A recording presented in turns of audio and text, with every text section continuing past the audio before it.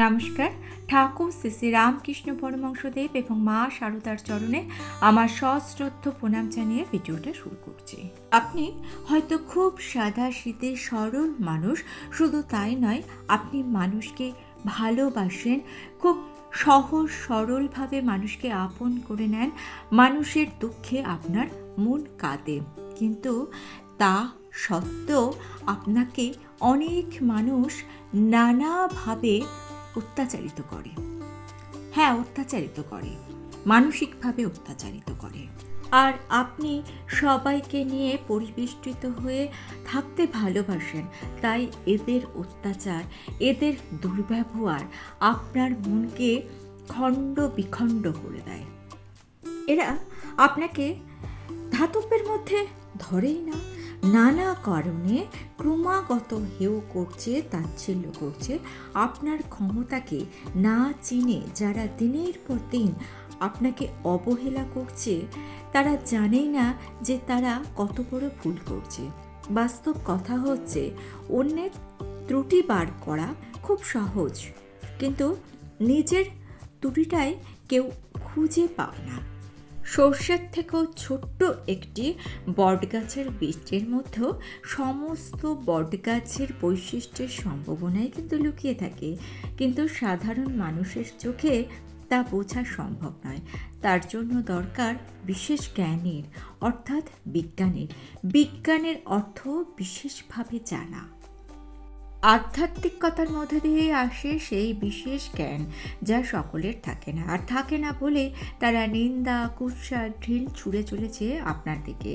তাদের ঢিল ছোড়াতে আপনি কখনোই দুর্বল হবেন না, হয়ে উঠুন শক্তিশালী। তাদের প্রত্যেকটা ঢিল সংগ্রহ করে নিন এবং তা দিয়েই তৈরি করুন আপনার স্বপ্নের রাজপ্রাসাদ। আর তখনই আপনাকে যারা জ্বালিয়েছে তারা জ্বলবে। অন্যের ছোড়া প্রত্যেকটা ঢিল সংগ্রহ করা সহজ না হলেও অসম্ভব নয়। এই শক্তি ও ক্ষমতা আপনাকে ক্রমাগত অনুশীলনের মধ্যে দিয়েই অর্জন করে নিতে হবে। এর জন্য প্রয়োজন 6টি গুণ, যা আপনার মধ্যে কিন্তু অলরেডি রয়েছে, তার বহিঃপ্রকাশ করতে হবে। এই 6টি গুণ হলো আত্মদান, অর্থাৎ এক কথায় বলা যায় অন্যের উপকারে আসা; কর্মস্পৃহা, অর্থাৎ কর্মের প্রতি মনোযোগ দেওয়া; পরার্থবোধ, অর্থাৎ অন্যের দুঃখে দুঃখিত হয়ে তাকে সাহায্য করার ইচ্ছা; একনিষ্ঠা, অর্থাৎ যে কোনো কাজের প্রতি কনসেন্ট্রেশন পূর্ণভাবে দেওয়া; মৃত্যু ভয় শূন্য। মৃত্যু তো সবার একদিন আসবে, এটা নিয়ে ভয় পাওয়ার কিছু নয়। মৃত্যু ভয় শূন্য যদি হন, তাহলেই কিন্তু আপনি মনের দিক থেকে অনেকটা সাহসী হবেন। নিয়মবর্তিতা, অর্থাৎ কাজের মধ্যে ক্রমান্বয় সাধন, প্রত্যেক মানুষের যা দরকার। এই 6টি গুণাবলী কিন্তু আপনার মধ্যে রয়েছে, আপনাকে অনুশীলনের মধ্যে দিয়ে তাকে বাইরে বের করে নিয়ে আসতে হবে। তাহলেই আপনি তৈরি করতে পারবেন আপনার স্বপ্নের রাজপ্রাসাদ। আবেগ নয়, আপনাকে বাস্তববাদী হয়ে উঠতে হবে।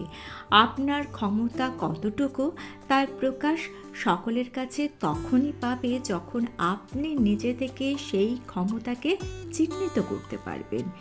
নিজেকে আগে সম্মান করতে হবে, তবেই আপনি সকলকে সম্মান করতে পারবেন। জীবনে সার্থকতা কোথায়, কিভাবে জীবনকে অর্থপূর্ণ করে তোলা সম্ভব, সেই পথের সন্ধান রয়েছে ঠাকুর, মা ও স্বামীজির ভাব ও আদর্শে। সেই আদর্শকে অনুসরণ করে জীবনকে আনন্দময় করে তুলতে হবে। মা বলতেন, ভগবান লাভ করলে কি আর হয়, দুটো কি শিং গজায়? ঈশ্বর কোথায় না রয়েছে, ঈশ্বর তো আপনার মধ্যেই রয়েছে, কিন্তু এই ঈশ্বরে বিশ্বাস আনা সহজ কথা নয়। যারা ভীরু, যারা কাপুরুষ, তাদের পক্ষে ঈশ্বরে বিশ্বাস করা সম্ভব নয়। যারা সাহসী, তারাই কিন্তু ঈশ্বরে বিশ্বাস করতে পারে, কারণ ঈশ্বরে বিশ্বাস তাদেরই থাকে যাদের নিজের উপরে বিশ্বাস থাকে। যাদের নিজের উপরে বিশ্বাস নেই, তাদের মধ্যে ঈশ্বরে বিশ্বাস রাখা অসম্ভব। ঠাকুর শ্রী শ্রী রামকৃষ্ণ পরমহংসদেব বলছেন, মনের লয় বুদ্ধিতে, আর বুদ্ধির লয় বোধ স্বরূপে। যতক্ষণ অহং বোধ থাকে ততক্ষণ ব্রহ্মজ্ঞান হয় না। ব্রহ্মজ্ঞান হলে ঈশ্বরকে দর্শন হয়, আর তখনই অহং নাশ হয়। তা না হলে অহংকে বশ করা যায় না। নিজের ছায়াকে ধরা বড় শক্ত, তবে সূর্য যখন মাথার ওপরে থাকে তখন ছায়া আপনার আয়ত্তের মধ্যে থাকে। আপনার দিকে ছোড়া ঢিল আপনাকে আহত করতে পারবে না কখনোই, যদি আপনি একটি লোহার বর্ম পরিধান করে থাকেন। লোহার বর্মটি কি বলুন তো? লোহার বর্মটি হলো বিশ্বাসের শক্তি অসীম।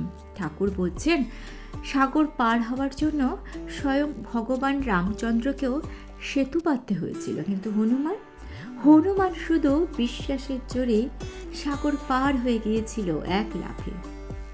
ভাগ্য তাদের সাথেই থাকে যে ভাগ্যের সাথে থাকে। ভীরু দুর্বল কাপুরুষদের কোনো স্থান হয় না এই সংসারে। সেই জন্যই সাহসী হতে হবে। আপনার জীবন কতটা দীর্ঘ সেটা বিচার্য বিষয় নয়, আপনি জীবনের জন্য কতটা মূল্যবান সেটা বিচার করতে শিখুন। এই জগতে তো প্রত্যেকেই অল্প কিছু দিনের জন্য অতিথি মাত্র, কিন্তু এই স্বল্প পরিসরের মধ্যে জীবনকে অমর করে তুলতে পারেন আপনি। সেটা করা সম্ভব একমাত্র কর্মের মধ্যে দিয়ে। চার দেওয়ালের মধ্যে আবদ্ধ জীবনে মানসিক সুখ শান্তি লাভ করা সম্ভব নয়। সুখ শান্তি আসে মুক্ত জীবনের মধ্যে দিয়ে। জীবনে প্রকৃত আনন্দ পেতে হলে আপনাকে খোলা হাওয়ায় যেতে হবে। খোলা হাওয়ায় স্বাধীন মতো পাখির মতো উড়ে যেতে হবে আপনাকে। আর এটি তখনই সম্ভব যখন সকলের মধ্যে আপনি নিজেকে অনুভব করতে পারবেন। প্রত্যেকের দুঃখ দুর্দশা যখন আপনার হৃদয়কে আন্দোলিত করবে এবং সেই যন্ত্রণা দূর করার ব্যাকুলতা আপনার অন্তরে প্রতিনিয়ত আঘাত করবে, তখনই আপনি প্রকৃত ভক্ত হয়ে উঠতে পারবেন। ঠাকুরের প্রকৃত ভক্ত হয়ে উঠতে গেলে আপনাকে শিবজ্ঞানে জীব সেবার আদর্শকে জীবনে গ্রহণ করতে হবে। কিন্তু এই আদর্শ গ্রহণ করে লাভ কি? ঠাকুর বলছেন, সংসারের সুখ তো দেখছো, যেন আমরা কেবল আটেই আসছে, আমরা খেলে হয় অম্লশূল। কথা শুনে একজন ভক্ত ঠাকুরকে প্রশ্ন করছেন, আচ্ছা ঠাকুর, কাম আর কামনার মধ্যে তফাৎ কি? ঠাকুর বলছেন, কাম হচ্ছে গাছের মূল আর কামনা হলো ডালপালা। এই কাম ক্রোধ লোভ ইত্যাদি 6 রিপু তো একেবারে যাবে না। তাই ঈশ্বরের দিকে মন ফিরিয়ে দিতে হবে। আর সেই জন্যই যদি কামনা করতে হয়, লোভ করতে হয়, তবে ঈশ্বরের ভক্তি কামনা করতে হয় আর তাকে পাওয়ার লোভ করতে হয়। যদি অহংকারী করতে হয়, তাহলে আমি ঈশ্বরের দাস, ঈশ্বরের সন্তান এই বলে অহংকার করবে। মন তাকে না দিলে তার যে দর্শন হয় না। কামিনী কাঞ্চনে মনের বাজে খরচ হয়। যেমন ছেলে মেয়ে হচ্ছে, যাত্রা করা হচ্ছে, এভাবে ঈশ্বরে মন হয় না। ঠাকুর বলছেন, মেয়েরা ঢেকি দিয়ে চিড়ে কোটে, একজন পা দিয়ে ঢেকি কোটে আর আরেকজন সেগুলোকে নেড়ে চেড়ে দেয়, কিন্তু যে নেড়ে চেড়ে দেয় সে কিন্তু সজাগ থাকে যাতে ঢেকি হাতের উপর না এসে পড়ে। তারা একদিকে ছেলে ভোলায়, অন্যদিকে ভিজে ধান খোলায় দেয়, আবার খদ্দেরের সাথেও কথা বলে, তোমার কাছে কত বাকি পাওনা আছে দিয়ে যেও গো, ইত্যাদি ইত্যাদি। ঠিক তেমনি সংসারে ভালো থাকতে চাইলে, সুখে থাকতে চাইলে ঈশ্বরে মন রেখে সংসারের সব কাজ করতে হবে। ঠাকুর বলছেন, সংসারের নানা কাজ করো, কিন্তু অভ্যাস চাই, হুঁশিয়ার হওয়া চাই, তবেই দুদিক রক্ষা হয়। আর আপনি যদি সংসারে দুদিক রক্ষা করে চলতে পারেন, তাহলে আপনাকে যারা জ্বালিয়েছে তারা নিজেদের দোষে নিজেরা জ্বলে পুড়ে মরবে, আপনাকে কিচ্ছুটি করতে হবে না। আর যদি ভিডিওটা আপনার ভালো লেগে থাকে একটা লাইক দিয়ে চ্যানেলটিকে সাবস্ক্রাইব করে নিয়ে পাশে থাকা বেল আইকনটা প্রেস করে দিন, অল অপশানটা ক্লিক করে দেবেন, তাহলে যখনই নতুন কোনো ভিডিও আপলোড করব তার নোটিফিকেশন আপনাদের কাছে পৌঁছে যাবে। ঠাকুর ও মায়ের চরণে প্রণাম জানিয়ে আজকে এই পর্যন্তই। Thanks for watching.